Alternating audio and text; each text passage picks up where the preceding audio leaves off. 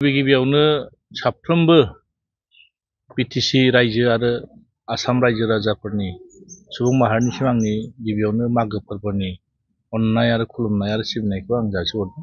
मानोना जोंनि मागो फोरबोआ जाहैदों मा मोनफ्रोमबो हारि माहारिनि आसामाव थानाय सुबुं माहारिफोरनि मोनसे आंगो फोरबो आरो बे फोरबोनि गेजेरजों जोङो जिबायदिहै दिनैसिमबो फालिबोबाय थादों, आसा खालायदों देग्लायबो साफ्रोमबो मोजाङैनो फालिनो हाथों, बेखौ जाहाथे इसोरा बयखौबो आशीर्बाद होथों आरो जोंनि साननाय हनायजों लोगोसे जोंनि खौसेथि आरो जोंनि साननायजों लोगोसे बे सुबुं माहारिफोरनि जिथु गावबागाव हारि माहारिनि गेजेराव जिबायदिहै जोङो मोनफ्रोमबो फोरबोखौ मानिबोयो, अयन बोसोराव जिबायदि फालिदों देग्लायबो जाहाथे बयबो गाजा गोमजायै फालिनो हाथों बेखौनो आं आसा खालायदों। मानोना आरो बे फोरबो फालिनायजों लोगोसे दिनैनि नैबे गोदान बोसोर 2025 मायथाइनि गोदान बोसोरजों लोगोसे आरो बे मागो फोरबोजों लोगोसे लोब्बा लाखिनानै जाहाथे इसोरा जोंखौ साफ्रोमबो गावबागाव थांना थानायजों लोगोसे जाहाथे आवगायलांनायाव जाहाथे जोंखौ बयबो थुलुंगा होयो आरो बेजोंनो लोगोसे जों मोजां खामानि मावनो हाथों बेखौनो आं आसा खालायदों आरो जे बयनिबो जिबनाव जाहाथे मोजां मोनसे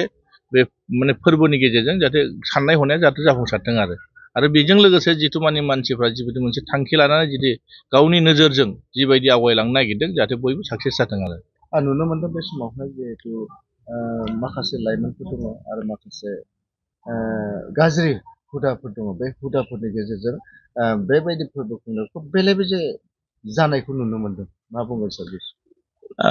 दानि जिथु लाइमोनफ्रा मोनफ्रोमबो फोरबो बा मोनफ्रोमबो फेस्टिभेलाव जिबायदिहै मोनसे माखासे गावनि लोगोफोरजों जिबायदिहै समाजाव जि बुस्थुखौ एक्सेप्ट खालाया आरो जोंनि बे बुस्थुफोरखौ जों दिनै सुबुं माहारिफ्रा बेखौ जाहाथे बारा बोजबना लाया, बे खामानियाव बांसिन जोंनि लाइमोनफ्रा बांसिन नांथाबना थानायखौ जों नुनो मोनदों। ओंखायनो जों सांग्रां खालायनांगोन, जोंनि गेजेराव एवारनेस लाबोनांगोन बे बुस्थुआ जे गाज्रि आरो बेजों जे सुबुङा थांना थानो हाया आरो बे खामानियाव जुदि नांथाबनो हायोबा गावनि जिबनाबो बरबाद जानायजों लोगोसे स्पइल जानायजों लोगोसे समाजनि गेजेरावबो मोजां मोनसे आबहावा जुदि फैया बेखौ जों गियान होनांगोन आरो बिथांमोनखौ जों बुजायनो सेस्था खालायनांगोन। मानोना दिनैनि जिथु मुगा बादायलायनायनि मुगा, रावबो रावखौबो नेना थाया।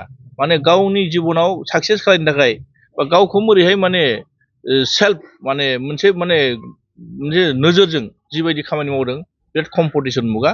ओंखायनो दिनैनि मुगायाव सोरबाफोर जुदि बेबायदि लामायाव जुदि गोजोबना थायोब्ला गावनि जिबनाव आन्दायगोन। ओंखायनो आं खावलायगोन जिथु जोंनि गेजेराव सुबुं माहारिफोरनि गेजेराव बा जोंनि न'खरफ्राव बांसिन दिनै माखासे दल संगठनजों लोगोसे माखासे समाज माखासे न'खर बिथांमोना मोजाङै गियान होनांगोन। मानोना मोनसे लाइमोन होननाय लोगो लोगो जों बयबो बुजिगौ लाइमोननि जिबनाव मावनो हायै जेबो गैया।